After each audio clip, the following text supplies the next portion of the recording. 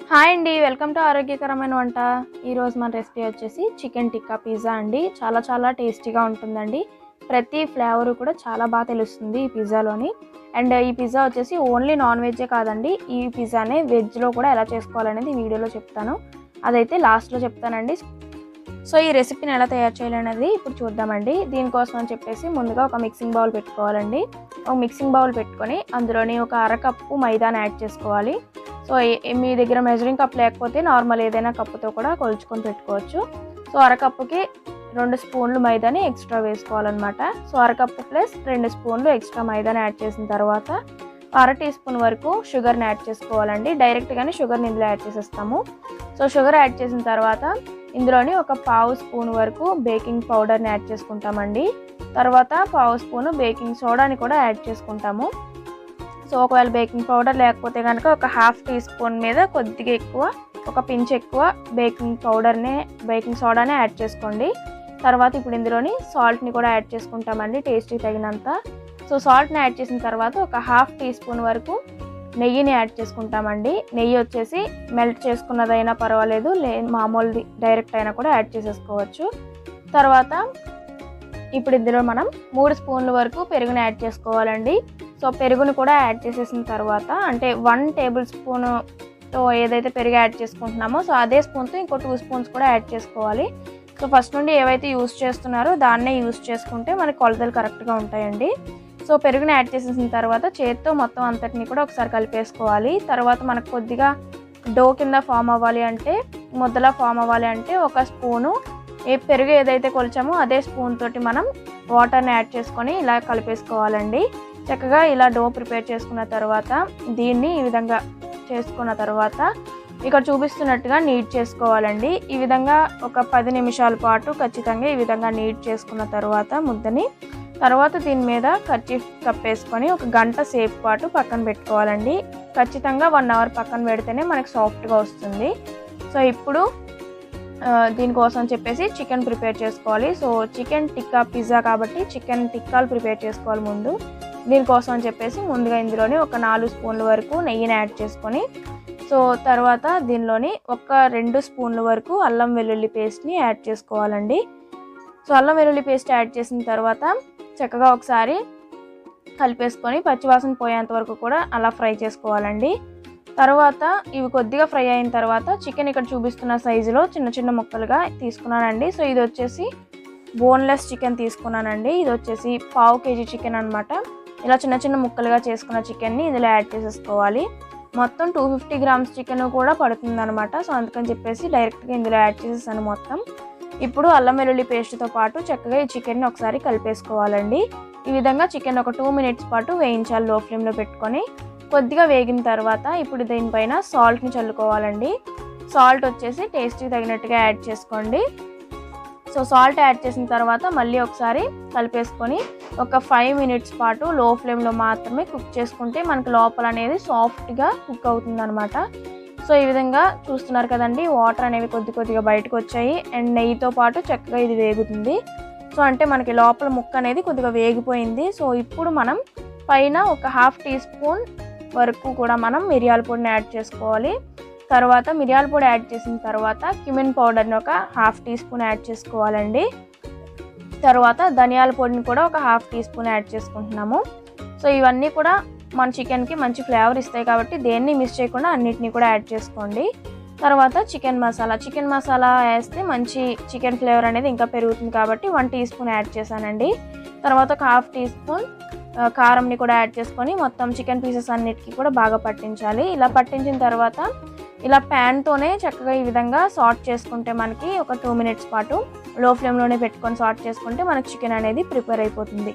So చూస్తున్నారు కదండి, ఇక్కడ మనకి మంచి కలర్ వచ్చేసింది, అలాగే లోపల ముక్క కూడా కుక్ అయిపోయింది. సో ఇప్పుడు దీన్ని పక్కన పెట్టేసుకుందాము. ఈ ముక్కలు కొద్దిగా చల్లారాలండి. ఈలోపు మనం ఒక గ్రైండర్లోని ఒక 3 చిన్న టొమాటోస్ని కట్ చేసుకొని యాడ్ చేసుకుంటున్నానండి. తర్వాత ఒక మీడియం సైజులో ఉన్న ఉల్లిపాయను కూడా కట్ చేసుకొని యాడ్ చేసుకొని గ్రైండ్ చేసేసుకున్నాను. తర్వాత ఇప్పుడు అదే ప్యాన్లో, అంటే చికెన్ ఏదైతే వేయించుకున్నామో అదే ప్యాన్లోని ఒక 4-5 టేబుల్ స్పూన్స్ వరకు ఆయిల్ని యాడ్ చేసుకోవాలండి. సో ఇది వచ్చేసి పిజ్జా సాస్ కోసం అని చెప్పి తయారు చేసుకుంటున్నాం అనమాట. సో ఒక 5 టేబుల్ స్పూన్స్ ఆయిల్ హీట్ చేసుకోవాలండి. ఫస్ట్ ఆయిల్ హీట్ అయిన తర్వాత ఇప్పుడు ఇందులో మనం అల్లం వెల్లుల్లి పేస్ట్ని మళ్ళీ ఒక స్పూన్ యాడ్ చేసుకొని చక్కగా ఒకసారి కలిపేసుకోవాలండి. సో కలిపేసిన తర్వాత ఇప్పుడు అందులో మనం ఇందాక ప్రిపేర్ చేసుకున్న టొమాటో ఆనియన్ ప్యూరీ ఏదైతే ఉందో దాన్ని యాడ్ చేసేసుకొని ఒకసారి వీటితో పాటు కూడా కలిపేసుకోవాలి. అల్లం వెల్లుల్లి పేస్ట్ పచ్చివాసన పోయిన తర్వాతే టొమాటో ప్యూరీని యాడ్ చేసి కలుపుకోవాలండి. సో ఈ విధంగా కలిపిన తర్వాత లో ఫ్లేమ్లో పెట్టుకొని ఇప్పుడు దీనిలోని సాల్ట్ని యాడ్ చేసుకోవాలండి. సాల్ట్ వచ్చేసి టేస్ట్ తగినట్టుగా ఒక పావు స్పూన్ 1/2 స్పూన్ వరకు యాడ్ చేసుకుంటే సరిపోతుంది. ఒకసారి కలిపేసిన తర్వాత ఇందులోని ఒక స్పూన్ కారం, అలాగే క్యూమిన్ పౌడర్ ఒక పావు స్పూను, ధనియాల పొడి ఒక 1 టీ స్పూన్ యాడ్ చేసుకుంటామండి మనం. సో ఇలా యాడ్ చేసిన తర్వాత ఒకసారి మళ్ళీ వీటన్నింటినీ కూడా కలిపేసుకోవాలండి. యాడ్ చేసిన ఇంగ్రీడియంట్స్ అన్నీ కూడా చాలా మంచి ఫ్లేవర్ని ఇస్తాయి అన్నమాట. సో ఇంకోటి వచ్చేసి ఇందులో ఒక పావు స్పూను షుగర్ని కూడా యాడ్ చేసుకుంటే మంచి టేస్ట్ ఉంటుంది. ఇంకా మీ దగ్గర టొమాటో సాస్ ఉంటే కనుక యాడ్ చేసుకోవచ్చు, ఇంకా మంచి టేస్ట్ వస్తుంది పిజ్జా సాస్కి. సో నార్మల్గా అప్పటికప్పుడు ప్రిపేర్ చేసుకోవాలి అంటే టొమాటో సాస్ లేకపోయినా కూడా ఇలా ప్రిపేర్ చేసేసుకోవచ్చు. సో ఇలా చేసిన తర్వాత ఒక థిక్గా అంటే దగ్గరికి అయ్యేంత వరకు మనం ప్రిపేర్ చేసుకుంటాము. ఇక్కడ నాకు పిజ్జా సాస్ అనేది ప్రిపేర్ అయిపోయిందండి. సో దీన్ని కూడా ఇప్పుడు చల్లారి పెట్టేసుకుంటాను నేను. తర్వాత అది చల్లారేలోపు ఇక్కడ మనకి 1 అవర్ కంప్లీట్ అయిపోయిందండి. సో ఇప్పుడు మనం ఈ డోని ఇంకొద్దిగా నీట్ చేసుకోవాలి. సో ముందుగా ఈ పైన ఉన్న కర్చీఫ్ తీసేసి బౌల్ నుండి వేరేగా కింద ఫ్లోర్ మీద వేసుకొని చక్కగా మనం ఈ విధంగా ఒకసారి పైన ఫ్లోర్ని డస్ట్ చేసుకోవాలండి. మైదా పిండిని కొద్దిగా చల్లుకోవాలి. తర్వాత మనం ఇందాక 1 అవర్ పాటు రెస్ట్ ఇచ్చినటువంటి ఈ ముద్ద ఏదైతే ఉందో దీన్ని ఒకసారి ఈ విధంగా పిండితో పాటు కలుపుకొని ఈ విధంగా నీట్ చేసుకోవాలండి. ఈ విధంగా పైకి కిందికి ఈ విధంగా చేయడం వల్ల మనకి పిజ్జా అనేది కొద్దిగా సాఫ్ట్నెస్ అనేది వస్తుంది అనమాట. అందుకని చెప్పి ఇలా చేస్తున్నాం మనం. తర్వాత మళ్ళీ రౌండ్ బాల్ కింద చుట్టేసుకోవాలి. తర్వాత మళ్ళీ కింద ఒకసారి ఫ్లోర్ని చల్లుకొని దీని మీద ఇప్పుడు పెట్టేసుకున్న తర్వాత ఇప్పుడు మనం డైరెక్ట్గా ఇంకా చపాతీ కర్ర పెట్టుకొని చపాతీ చేసినట్టుగా చేయాలండి. సో ఈ విధంగా ఒక మాత్రం మందం వచ్చేంత వరకు కూడా చేసుకోవాలి. బాగా థిక్గా ఉండకూడదు, అలా అని బాగా సన్నగా కూడా చేసుకోకూడదండి పిజ్జా బేస్ అనేది. సో ఈ విధంగా చేసిన తర్వాత సో ఇప్పుడు మనం ఒక ప్లేట్ తీసుకోవాలండి. ఈ ప్లేట్ ఏదైతే మనం పిజ్జా చేస్తున్నామో అదే ప్లేట్లోని డైరెక్ట్గా మనం ఇందులో ఒక 1 టేబుల్ స్పూన్ వరకు గీని అంటే నెయ్యిని యాడ్ చేసుకొని చక్కగా ఒకసారి ఈ విధంగా స్ప్రెడ్ చేసేసుకోవాలండి. ప్లేట్ అంతటికి కూడా మొత్తం సైడ్స్ కూడా ఇలా స్ప్రెడ్ చేసేసుకోవాలి.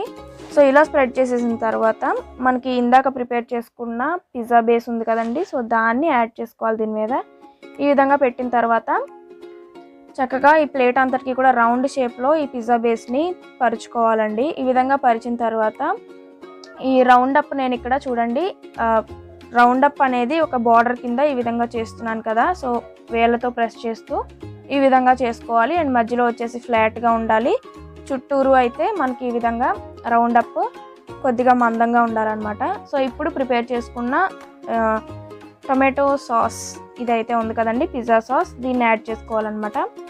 ఈ పిజ్జా సాస్ని మొత్తం అంతా కూడా స్ప్రెడ్ చేసేసుకోవాలి. పిజ్జా సాస్ ఇందాక మనం ప్రిపేర్ చేసుకున్నది అయితే మొత్తం పట్టదండి, ఒక 3 వంతుల వరకు పడుతుంది. ఒక వంతు ఫ్రిడ్జ్లో ఒక 10 డేస్ వరకు కూడా స్టోర్ చేసుకోవచ్చు. సో తర్వాత దీనిలోనే చీజ్ లేయర్స్ ఉంటాయి కదండి, సో వాటిని ఒక 2 యాడ్ చేస్తున్నాను అనమాట. ఇవి మీ ఆప్షనల్ అండి, ఉంటే యాడ్ చేసుకోవచ్చు లేదంటే లేదు. సో ఈ విధంగా యాడ్ చేసిన తర్వాత పైన మళ్ళీ పిజ్జా సాస్ని కొద్దిగా స్ప్రెడ్ చేసుకోవాలి. తర్వాత ఇందాక ప్రిపేర్ చేసుకున్న చికెన్ పీసెస్ ఉన్నాయి కదండి వాటిని యాడ్ చేసేసుకోవాలి. టాపింగ్స్కి ఇప్పుడు వచ్చేసామండి. సో తర్వాత ఆనియన్స్ని ఈ విధంగా యాడ్ చేసుకోవాలండి. తర్వాత టొమాటోస్ని కూడా యాడ్ చేసేసుకోవాలి. సో వెజిటేబుల్ పిజ్జాకి అయితే తర్వాత చెప్తానండి.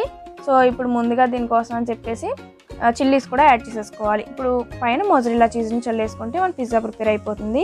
వెజిటేబుల్ పిజ్జాకి అయితే ఇందులో చికెన్ పీసెస్ తీసేసి డైరెక్ట్గా ఇవన్నీ యాడ్ చేసుకోవచ్చు. దొరికితే జలపెనో అలాగే ఆలివ్స్ కూడా యాడ్ చేసుకోవచ్చు అండి. సో ఇక్కడ మనకైతే చికెన్ టిక్కా పిజ్జా అయితే రెడీ అయింది. దీన్ని ఇప్పుడు బేక్ చేసుకోవాలి మనం.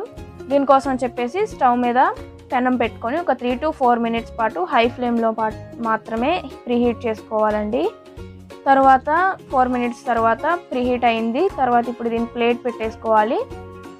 ప్లేట్ కరెక్ట్గా మిడిల్కి పెట్టేసుకొని ఈ విధంగా పైన ఒక మూతను పెట్టేసుకొని 20 మినిట్స్ పాటు బేక్ చేసుకోవాలండి, లో ఫ్లేమ్ మీద మాత్రమే. సో బేక్ అయిందో లేదో తెలియడానికి ఈ విధంగా పైకి కింద చూస్తే కనుక స్పూన్ తోటి ఇక్కడ గోల్డెన్ కలర్ వచ్చింది. సో ఇక్కడ మనకి బేక్ అయిపోయిందని అర్థమవుతుందండి. పైన మొజరెల్లా చీజ్ కూడా కరిగింది. సో ఇప్పుడు దీన్ని మనం చల్లారి పెట్టుకోవాలి. కొద్దిగా చల్లారిన తర్వాత ఇప్పుడు అట్ల కాడ ఉంటుంది కదండి, సో అట్ల కాడతోటి దీన్ని సెపరేట్ చేసేసుకోవాలి. సెపరేట్ చేసేసుకొని ఈ విధంగా కట్ చేసుకుంటే కనుక మన ఫ్యామిలీ పిజ్జా రెడీ అయిపోతుంది అనమాట. సో ఈ పిజ్జా చేసుకోవడం ప్రాసెస్ కొద్దిగా ఎక్కువ అనిపిస్తుంది, కానీ చాలా సింపుల్ చేసుకుంటే.